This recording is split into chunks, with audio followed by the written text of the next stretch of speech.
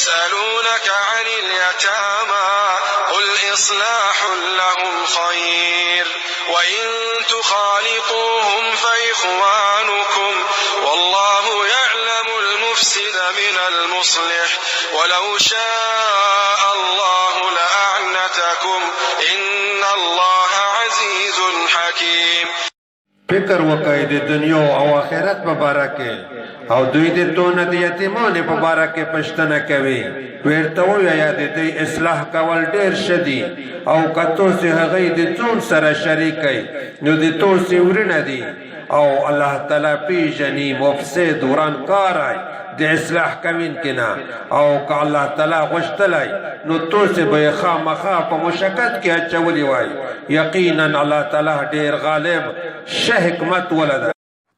ولا تنكحوا المشركات حتى يؤمن ولأمة مؤمنة خير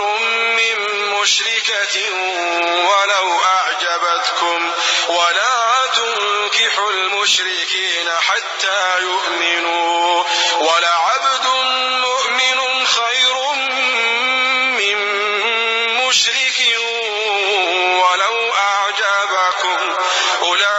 أولئك يدعون إلى النار والله يدعو إلى الجنة والمغفرة بإذنه ويبين آياته للناس لعلهم يتذكرون. د مشرک ښځې سره نکاح مه کوئ تر هغې پورې چې دوی ایمان راوړي او خامخا مؤمنه وینځه بیخي غوره ده د مشرک نه اگر که هغه تاسې حیران کړي د خوښېدې په وجه